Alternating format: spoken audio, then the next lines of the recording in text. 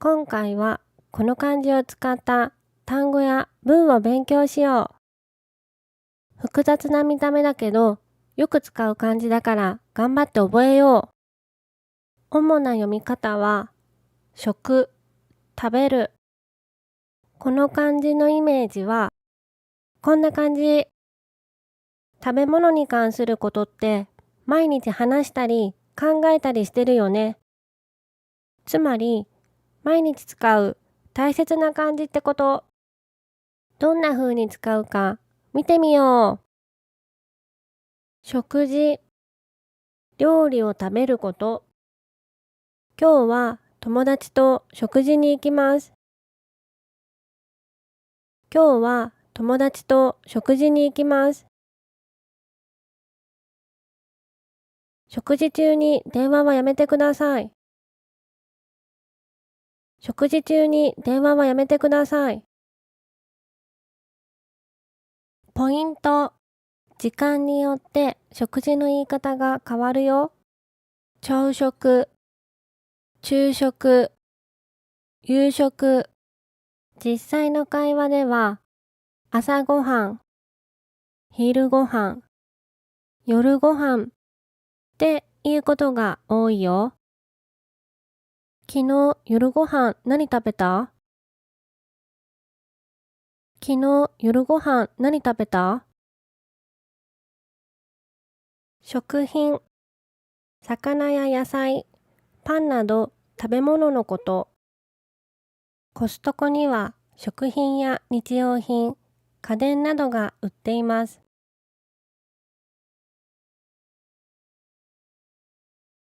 コストコには食品や日用品、家電などが売っています。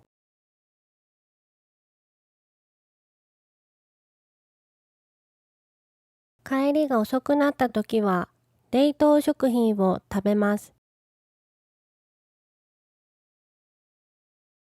帰りが遅くなったときは冷凍食品を食べます。飲食、飲んだり食べること。美術館では飲食禁止。美術館では飲食禁止。飲食店を経営しています。飲食店を経営しています。食器。ご飯を食べた後は食器を洗います。ご飯を食べた後は食器を洗います。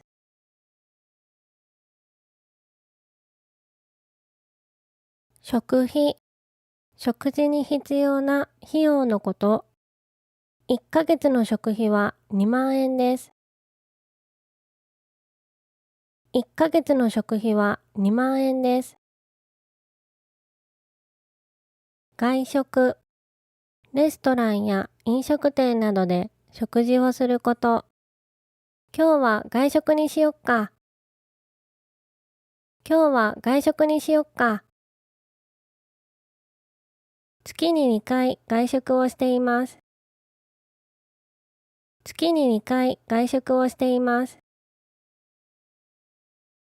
和食。日本料理のこと。昨日は中華だったから今日は和食にしようか。昨日は中華だったから今日は和食にしようか。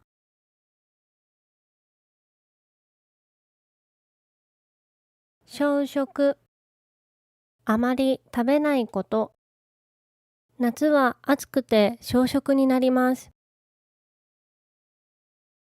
夏は暑くて小食になります。